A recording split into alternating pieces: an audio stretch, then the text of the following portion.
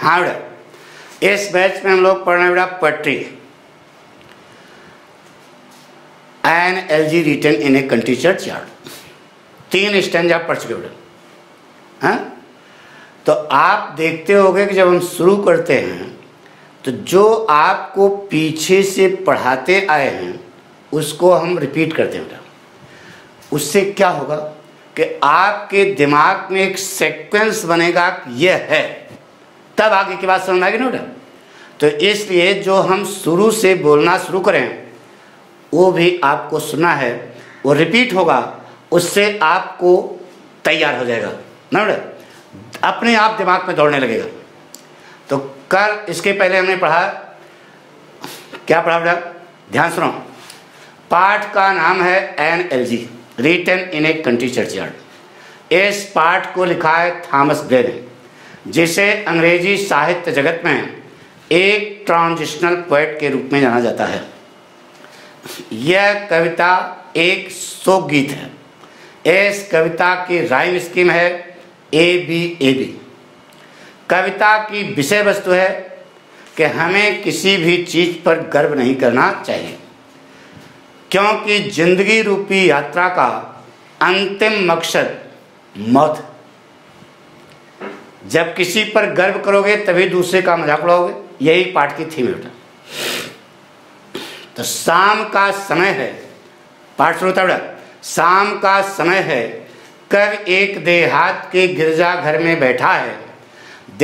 उसी समय चर्चयार्ड की घंटी कर्फ्यू के घंटी की तरह बजती है, जो बता रही है कि चर्चयार्ड के आसपास का इलाका जंगली जानवरों के भय और आतंक से व्याप्त होने वाला है। बूढ़े दिन की मौत पर चर्चयार्ड की घंटी नील घंटी की तरह बजती है, जो बता रही है कि अब शाम होने वाली है।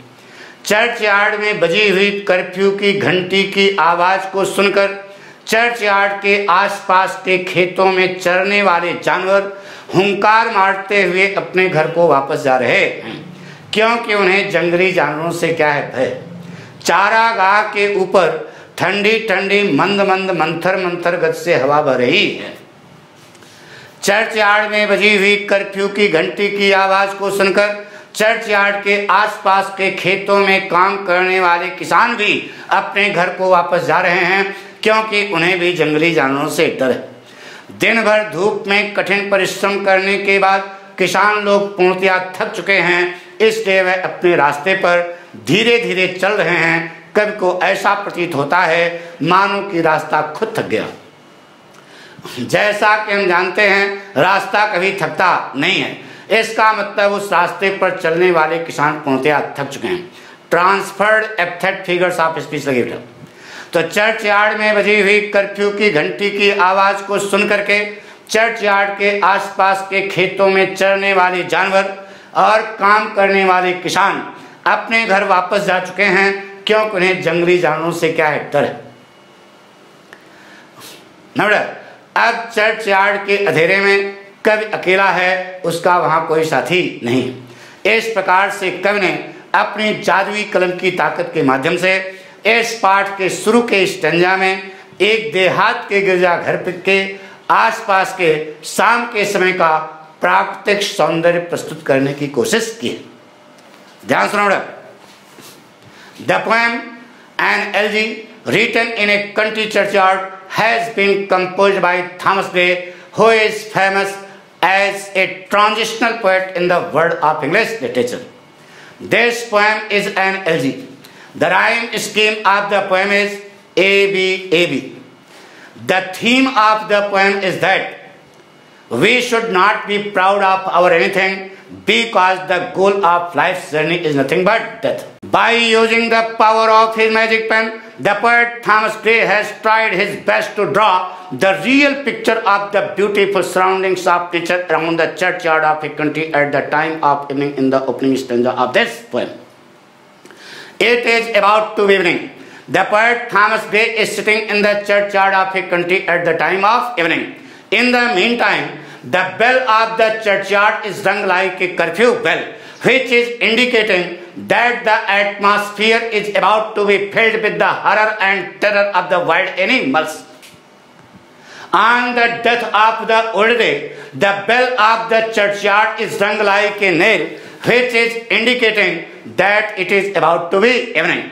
So on hearing the voice of the curfew bell in the churchyard, the cattle which were grazing in the fields around the churchyard are going back to their residence because they all are afraid of wild animals.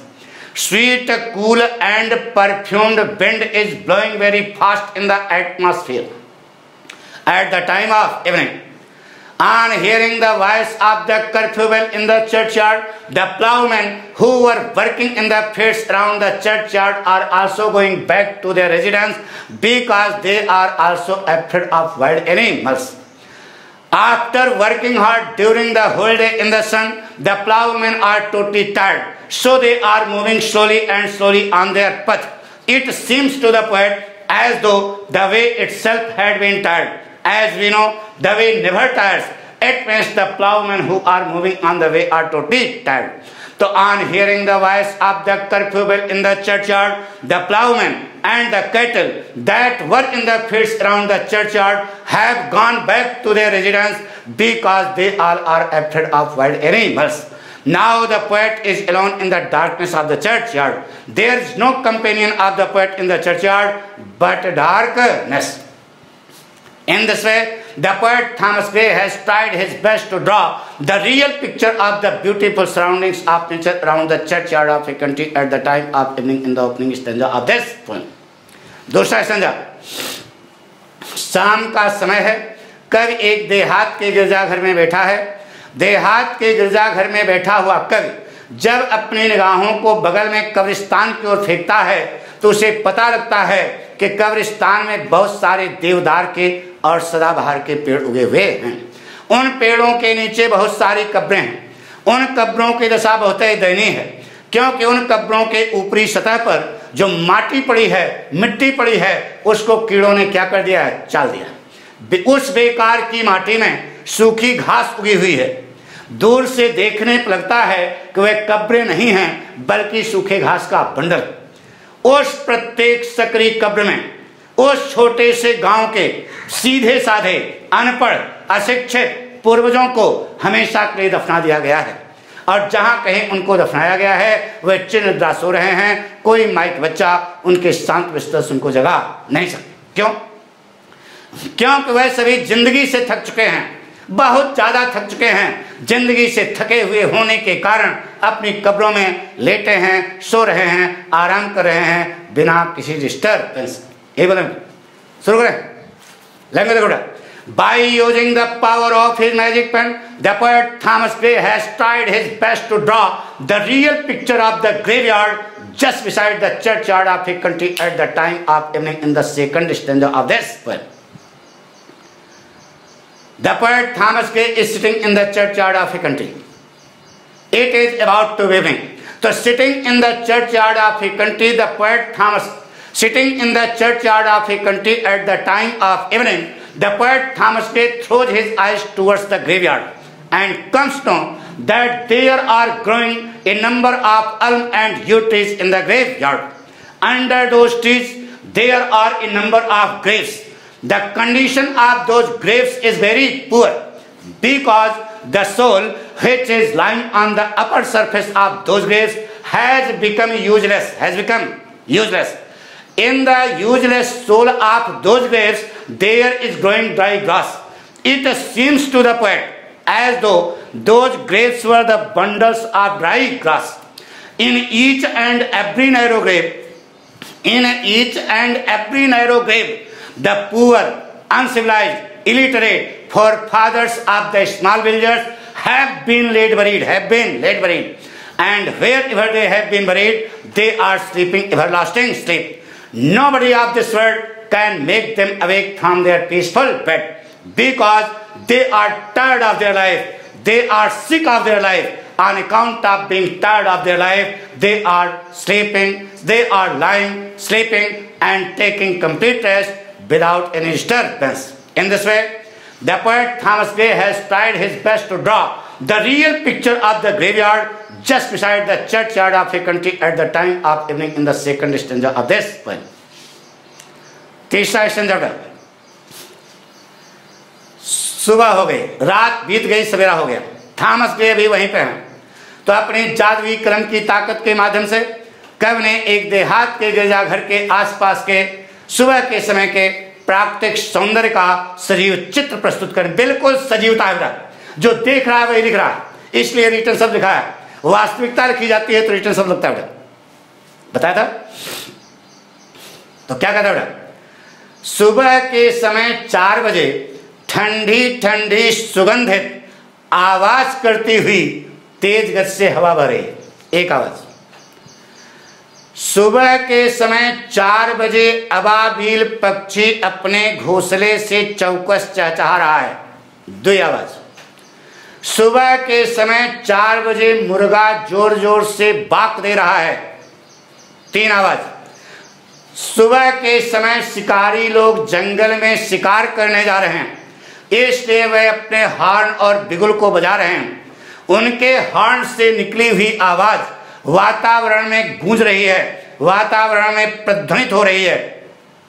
इसका मतलब church yard के आसपास का वातावरण सुबह के समय शोरगुल से भरा पड़ा है। इन सारी आवाजों को सुनकर समाज के सामान्य वर्ग के लोगों ने अपना बिस्तर छोड़ दिया है और वे सभी अपने कार्य में व्यस्त हैं। लेकिन दुख इस बात का है कि इन सारी आवाजों का उन गरीबों पर कोई असर नहीं है जो कब्रिस्तान में देवदार और सदाबहार पेड़ों के नीचे कब्रों में दफनाए गए। कवि का चैलेंज है कि संसार की कोई आवाज नहीं बनी है जो उन गरीबों को उनके शांत बिस्तर से क्या कर सके, जगा सके। क्यों? क्योंकि वह गहरी नींद में सो रहे हैं, साउंड प्रूफ कमरे में सो रहे हैं, कोई भी उनको जगा नहीं सकता। वह अपनी जिंदगी से थक चुके हैं और अपनी कब्रों में लेटे हैं, सो रहे हैं, आराम कर रहे हैं बिना किसी डिस्टर्बेंस। शुरू करें। Language good. By using the power of his magic pen, the poet Thomas Gray has tried his best to draw the real picture of the beautiful surroundings of nature around the churchyard of a country at the time of morning in the 3rd stanza of this poem. It is about to be morning. According to the poet Thomas Gray, it is about to be morning. In the morning at 4 o'clock, sweet, cool and perfumed wind is blowing very fast in the atmosphere with a noise. The swallow bird is chirping loudly from its nest at 4 o'clock in the morning. The cock is also crowing loudly at 4 o'clock in the morning. Since the hunters are going to hunt in the forest at 4 o'clock in the morning, they are also blowing their horns and bugles. The voice of their horns is being echoed in the atmosphere.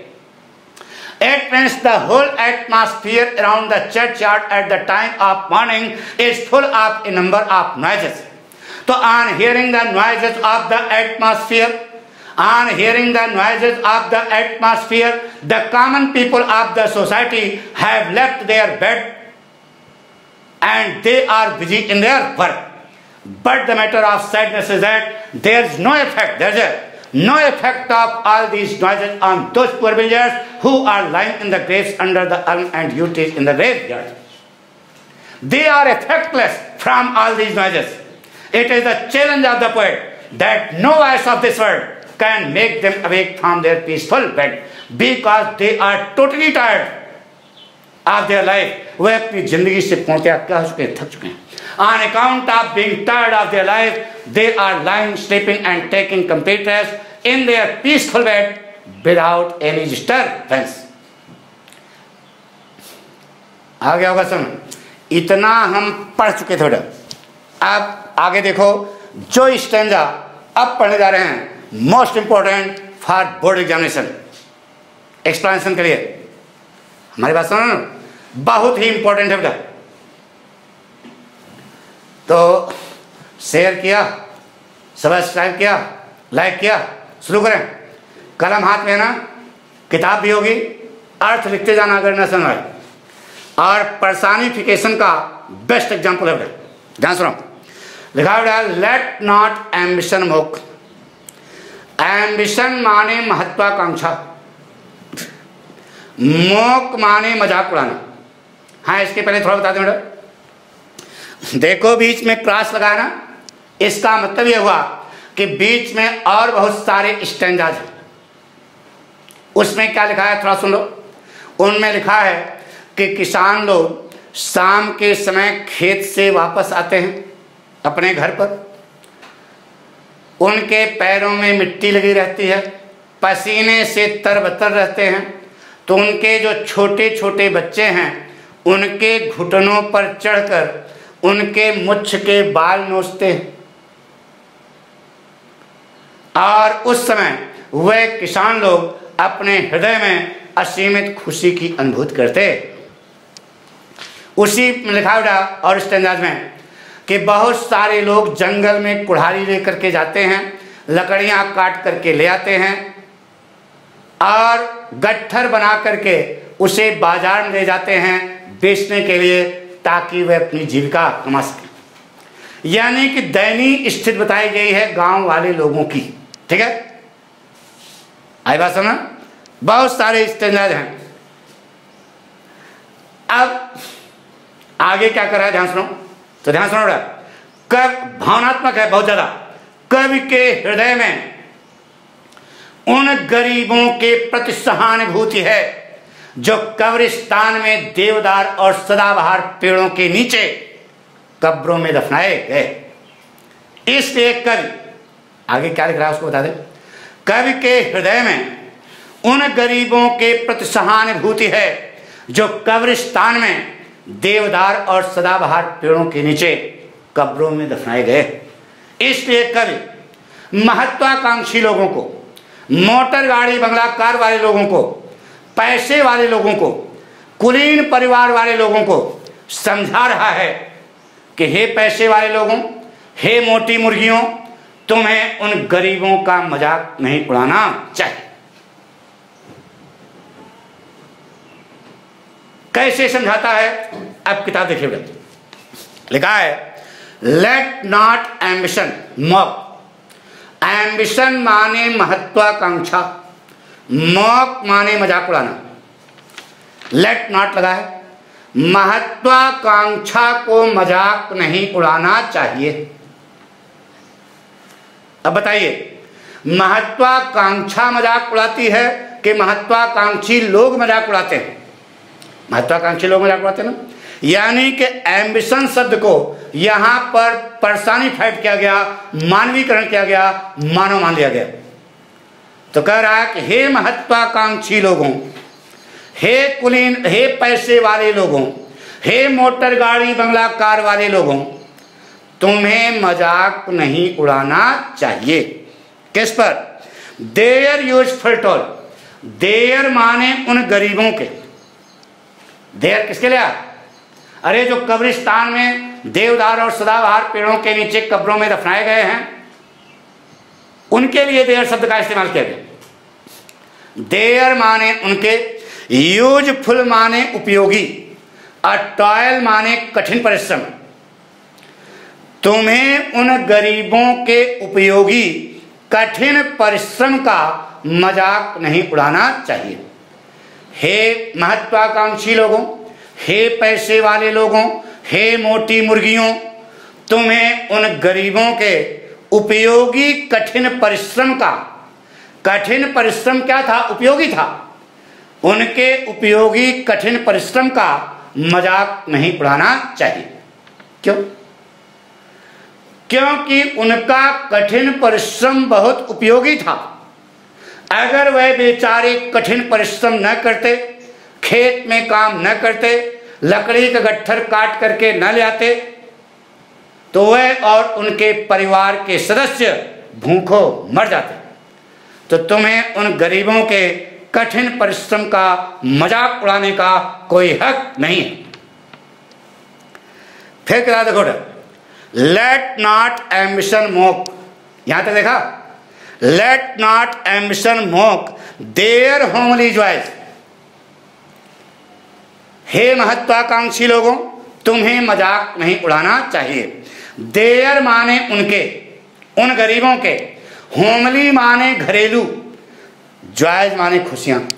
उनकी, हे महत्वाकांक्षी लोगों, तुम्हें उन गरीबों के घरेलू छोटी छोटी खुशियों का मजाक नहीं उड़ाना चाहिए। यह क्या संकट?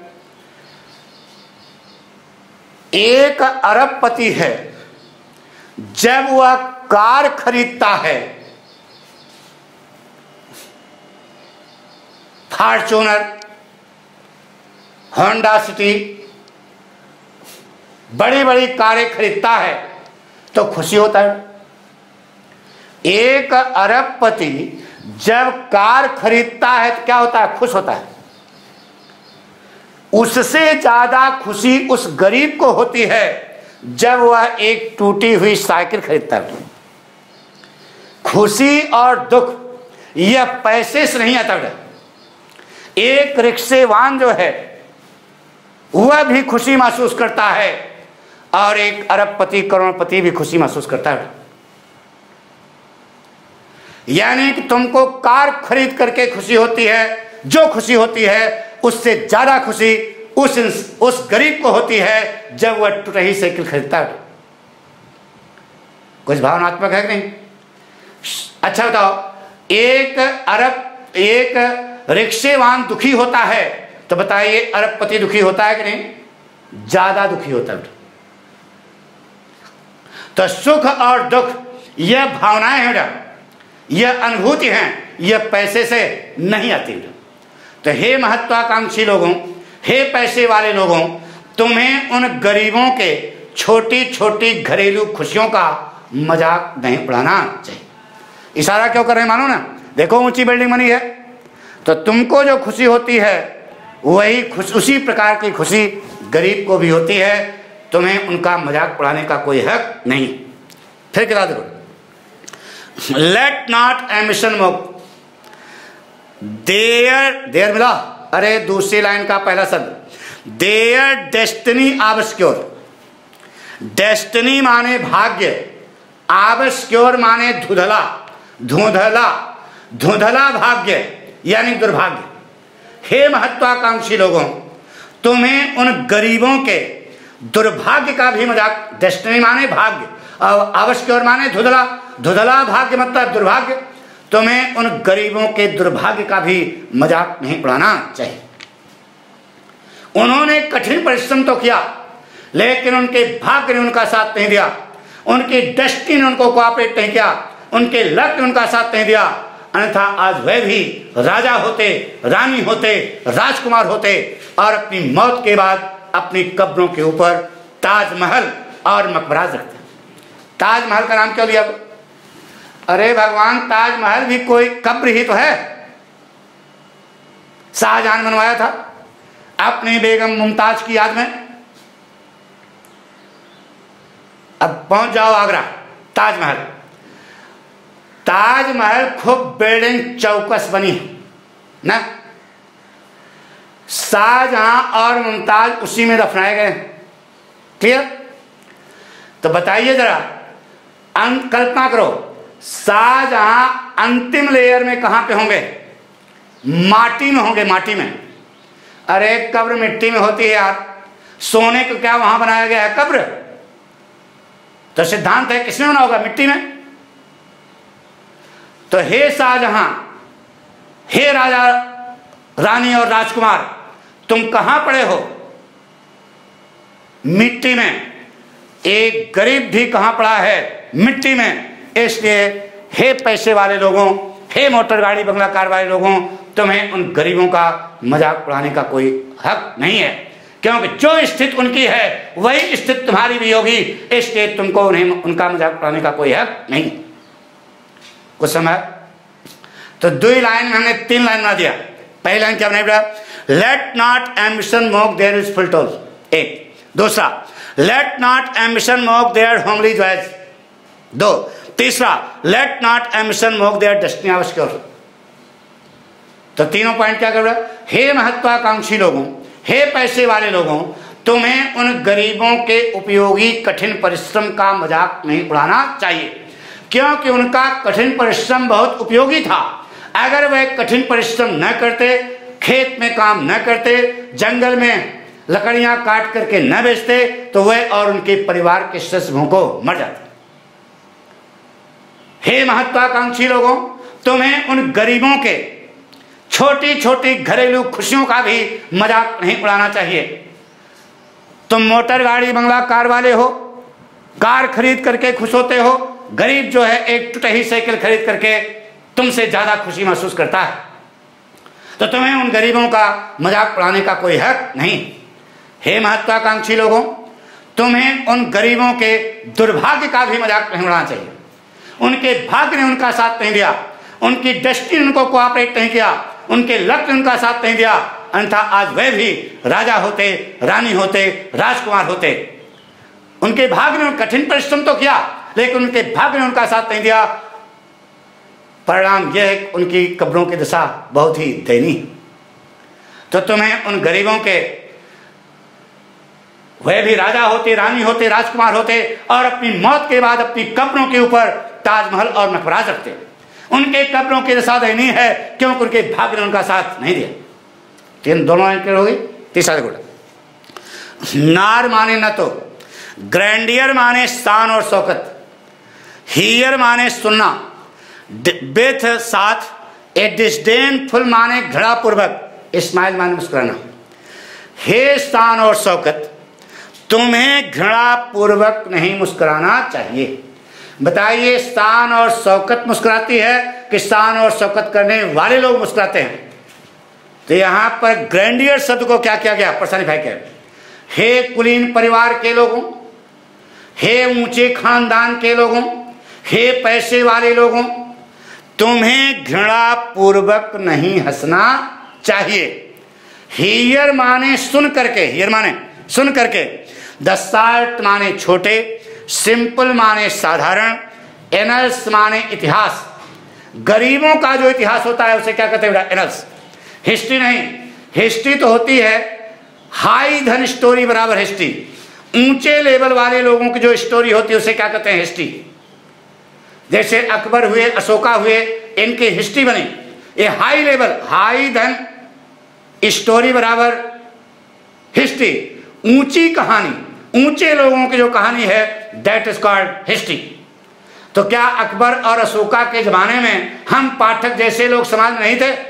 तो हम लोगों का जो इतिहास है उसकी अंग्रेजी क्या होती है? एनल्स। एनल्स माने इतिहास।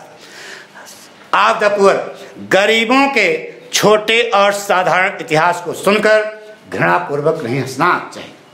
तो हे कुलीन परिवार के लोगों, हे अरिस्टोक्रेट फैमिली वाले लोगों, हे पैसे वाले लोगों, तुम्हें उन गरीबों के छोटे और साधारण इतिहास को सुन करके, हियर माने सुन करके, घृणा पूर्वक नहीं हंसना चाहिए। इस प्रकार से कवि पैसे वाले लोगों को, महत्वाकांक्षी लोगों को, कुलीन परिवार वाले लोगों को समझाने की कोशिश कर रहा है कि तुम्हें उनका मजाक नहीं उड़ाना, उन गरीबों का मजाक नहीं उड़ाना चाहिए।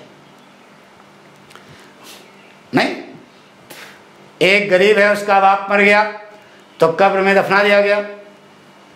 अब उसके ऊपर वो मकबरा नहीं बना पाया, तो पड़ोसी जो है पैसे वाला है, उससे झगड़ा हो गया। तो पड़ोसी पैसे वाला कहता है, अरे यार जाओ यार, तुम्हारे बाप जानते हैं, वो देखो ठलिया लगाते थे, वो देखो पड़े हैं उनके ऊपर, तो मकबरा तुम बना नहीं सकते। तो इस प्रकार का लोग मजाक उड़ाया करते थे। तो ये प्रकार, इस कविता के माध्यम से कवि ने उनको समझाया है कि तुम्हें उन गरीबों का मजाक उड़ाने का कोई हक नहीं। हिंदी समझ आ गई? अब एक बार फिर हम हिंदी बोलेंगे जो जिसकी अंग्रेजी बोली जाएगी। तो ध्यान सुनो, शुरू करें। कवि के हृदय में उन गरीबों के प्रति सहानुभूति है जो कब्रिस्तान में देवदार और सदाबहार पेड़ों के नीचे कब्रों में दफनाए गए। इसलिए कवि महत्वाकांक्षी लोगों को, पैसे वाले लोगों को समझा रहा है कि तुम्हें उन गरीबों का मजाक उड़ाने का कोई हक नहीं। महत्वाकांक्षी लोगों को संबोधित करते हुए कब कहता है कि हे महत्वाकांक्षी लोगों, हे पैसे वाले लोगों, तुम्हें उन गरीबों के उपयोगी कठिन परिश्रम का मजाक नहीं उड़ाना चाहिए। क्यों? क्योंकि उनका कठिन परिश्रम बहुत उपयोगी था। अगर वह बेचारे कठिन परिश्रम न करते तो वह और उनके परिवार के सदस्य भूखों मर जाते। अपने हृदय में सहानुभूति रखते हुए कवि महत्वाकांक्षी लोगों से कहता है कि हे महत्वाकांक्षी लोगों, तुम्हें उन गरीबों के छोटी छोटी घरेलू खुशियों का भी मजाक नहीं उड़ाना चाहिए, क्योंकि तुम्हारी तरह वह गरीब बेचारे भी अपनी छोटी छोटी घरेलू खुशियों में क्या थे? खुश थे। हे महत्वाकांक्षी लोगों, तुम्हें उन गरीबों के दुर्भाग्य का भी मजाक नहीं उड़ाना चाहिए। उन्होंने कठिन परिश्रम किया, लेकिन उनके भाग्य ने उनका साथ नहीं दिया, उनकी डेस्टिनी ने उनको कोऑपरेट नहीं किया, उनके लक ने उनका साथ नहीं दिया। अन्यथा आज वे भी राजा होते, रानी होते, राजकुमार होते और अपनी मौत के बाद अपनी कब्रों के ऊपर ताजमहल और मकबरा रखते। उनके कब्रों की दशा दयनीय है क्योंकि उनके भाग्य ने उनका साथ नहीं दिया। अपने हृदय में सहानुभूति रखते हुए थॉमस ने महत्वाकांक्षी लोगों को, कुलीन परिवार वाले लोगों को, पैसे वाले लोगों को समझा रहा है कि हे कुलीन परिवार के लोगों, तुम्हें उन गरीबों के छोटे और साधारण इतिहास को सुनकर घृणापूर्वक हंसना नहीं चाहिए। इस प्रकार से कवि महत्वाकांक्षी लोगों और पैसे वाले लोगों को समझा रहा है कि तुम्हें उन देवदार और सदाबहार पेड़ों के नीचे दफनाए गए गरीबों का मजाक नहीं उड़ाना चाहिए। ये बोला बेटा।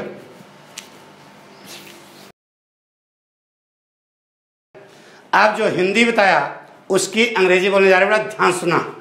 मोस्ट इंपॉर्टेंट है बेटा, निशान लगा लिया ना मोस्ट इंपॉर्टेंट का, पक्का? शुरू करें, ध्यान सुनो। The poet Thomas Gray has sympathy in his heart for those poor builders who are lying in the graves under the urn and duties in the graveyard. So having sympathy in his heart, the poet Thomas Gray advises those people who are ambitious that they should not cut joke on the hard working of those poor builders who have been laid buried in the graves under the urn and duties in the graveyard. Because their hard working was useful. If they did not work hard, so they as well as their family members would die from starvation. With sympathy in his heart, the poet Thomas Gray advises the ambitious people that they should not cut joke on the small domestic joys of those poor builders who are lying in the graves under the urn and duties in the graveyard. Because like them, those poor builders were also happy in their short living. Having sympathy in his heart, the poet Thomas Gray advises those people who are ambitious that they should not cut joke on the misfortune of those poor builders who are lying in the graves under the urn and duties in the graveyard. Because their luck did not help them, their destiny did not cooperate them, their fortune did not help them. Otherwise, they would also be kings, queens and princes, and they would also have the Taj and the Maqbaras at their graves after their death. The condition of their graves is poor because their luck did not help them, क्योंकि उनके भाग्य ने उनका साथ नहीं दिया. With sympathy in his heart, the poet Thomas Gray advises those people who are of aristocrat family, aristocrat बोतल नहीं, aristocrat family, कुलीन परिवार. With sympathy in his heart, the poet Thomas Gray advises those people who are of aristocrat family that they should not laugh. They should not laugh hatefully. They should not laugh hatefully to hear the short and simple story of those poor villagers who are lying in the graves under the urn and duties in the graveyard. In this way, the poet Thomas Gray advises the ambitious and grand people that they have no right to cut joke on those poor villagers who are lying in the graves under the urn and duties in the graveyard.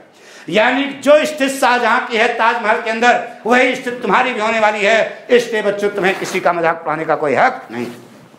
वो भी माटी में पड़े हैं, अरबों खरबों की building है ताजमहल, लेकिन पड़े कहाँ हैं? माटी में. तो एक गरीब जो है भी माटी में पड़ा है, तो तुम्हें उनका मजाक, यानी तुम जो मजाक उड़ा रहे हो, तुम्हारी भी स्थिति वही मिट्टी में जाने वाली है, इसलिए तुम्हें मजाक उड़ाने का कोई हक नहीं। कुछ समझ? एक बार फिर समझाते हैं, हिंदी बोलेंगे मोस्ट इम्पोर्टेंट। कवि के हृदय में उन गरीबों के प्रति सहानुभूति है जो कब्रिस्तान में देवदार और सदाबहार पेड़ों के नीचे कब्रों में दफनाए गए। इसलिए कवि महत्वाकांक्षी लोगों को सलाह देता है कि हे महत्वाकांक्षी लोगों, तुम्हें उन गरीबों के कठिन परिश्रम का मजाक नहीं उड़ाना चाहिए, क्योंकि उनका कठिन परिश्रम बहुत उपयोगी था। अगर वह बेचारे कठिन परिश्रम न करते तो वह और उनके परिवार के सदस्य भूखों मर जाते। अपने हृदय में सहानुभूति रखते हुए थॉमस ले महत्वाकांक्षी लोगों को सलाह दे रहा है, समझा रहा है कि हे महत्वाकांक्षी लोगों, तुम्हें उन गरीबों के छोटी छोटी घरेलू खुशियों का भी मजाक नहीं उड़ाना चाहिए, क्योंकि तुम्हारी तरह वह गरीब बेचारे भी अपनी छोटी छोटी घरेलू खुशियों में क्या थे? खुश थे। अपने हृदय में सहानुभूति रखते हुए कवि थॉमस ले महत्वाकांक्षी लोगों को समझा रहा है कि हे महत्वाकांक्षी लोगों, तुम्हें उन गरीबों के दुर्भाग्य का भी, डस्टी आवश्यक धुंधले भाग्य का भी मजाक नहीं उड़ाना चाहिए, क्योंकि उनके भाग्य ने उनका साथ नहीं दिया। कठिन परिश्रम तो उन्होंने किया, उनके भाग्य ने उनका साथ नहीं दिया, उनके डेस्टिनी ने उनको कोऑपरेट नहीं किया, उनके लक ने उनका साथ नहीं दिया। अन्यथा आज वह भी राजा होते, रानी होते, राजकुमार होते और अपनी मौत के बाद अपनी कब्रों के ऊपर ताजमहल और मकबराज रखते। उनके कब्रों की दशा दयनीय है, क्योंकि उनके भाग्य ने उनका साथ नहीं दिया। अपने हृदय में सहानुभूति रखते हुए कवि कुलीन परिवार वाले लोगों को, पैसे वाले लोगों को समझा रहा है कि तुम्हें उन गरीबों के छोटे और साधारण इतिहास को सुनकर घृणापूर्वक नहीं हंसना चाहिए। इस प्रकार से कवि महत्वाकांक्षी लोगों को, पैसे वाले लोगों को, कुलीन परिवार वाले लोगों को समझा रहा है कि तुम्हें उन गरीबों का मजाक उड़ाने का कोई हक नहीं है। क्यों? समझा दिया कि शाहजहां मरे तो माटी में पड़े हैं, गरीब मरेगा तो माटी में जाएगा। तो गरीब जो मरा है वो माटी में है, तो शाहजहां कोनो सोने के महल में है क्या? वह तो अंतिम लेयर में कहाँ पड़े हैं? अंतिम लेयर कल्पना करो यार, निकल के ताजमहल में पूरे घूमते हैं क्या? हैं तो माटी में ही ना। तो जो स्थिति उनकी है वही स्थिति तुम्हारी होने वाली है। इसलिए हे पैसे वाले लोगों, तुम्हें गरीबों का मजाक उड़ाने का कोई हक नहीं। ये देखो शुरू करें पाठ है, समझ आ रहा है? ईमानदारी से तो आ रहा है तो आप इसे शेयर करें, लाइक करें, सब्सक्राइब करें। अपने साथियों ने जिस स्कूल में पढ़ते हो यार, उस स्कूल के अपने दोस्त यार तो होंगे ना, उनको अभी कह दो पठकवा पढ़ा रहा है यार, मौज लो ना बेटा, तब जाकर के। तो क्या सीख मिल रही है आपको? नंबर पाने के लिए पढ़ रहे हो? बेटा कभी किसी गरीब का मजाक न उड़ाना। आप में से ही कोई नेता बनेगा, कोई प्रधानमंत्री बनेगा, हमारी बात सुनो, कोई इंजीनियर बनेगा, कोई डॉक्टर बनेगा, कोई बड़की कार से घूमेगा। तो किसी गरीब का मजाक न उड़ाना। नहीं, यही सीखती जा रही है। पक्का? शुरू करें, ध्यान सुनो बेटा। The poet Thomas Day has sympathy in his heart for those poor beggars who have been laid buried in the graves under the urn and duties in the graveyard. So having sympathy in his heart, the poet Thomas Day advises those people who are ambitious that they should not cut joke on the hard working of those poor villagers who are lying in the graves under the urn and duties in the graveyard. Because their hard working was useful. If they did not work hard, so they as well as their family members would die from starvation. With sympathy in his heart, the poet Thomas Day advises the ambitious people that they should not cut joke. They should not cut joke on the small domestic joys of those poor villagers who have been laid buried in the graves under the urn and duties in the graveyard. Because like them, इशारा देख रहे हो, ऊंची building है, motor गाड़ी बंगला car वाले हैं, उनको समझा रहा है। Because like them, those poor villagers were also happy in their short living. Having sympathy in his heart, the poet Thomas Gray advises those people who are ambitious that they should not cut joke on the misfortune of those poor villagers who are lying in the graves under the elm and yew trees in the graveyard. Because their luck did not help them, their destiny did not cooperate them, their fortune did not help them, their bhag did not help them. Otherwise, they would also be kings, queens, and princes, and they would also have the Taj and the Maqbaras at their graves after their death. The condition of their graves is poor because their luck did not help them. With sympathy in his heart, the poet Thomas Gray advises those people who are of aristocrat family that they should not laugh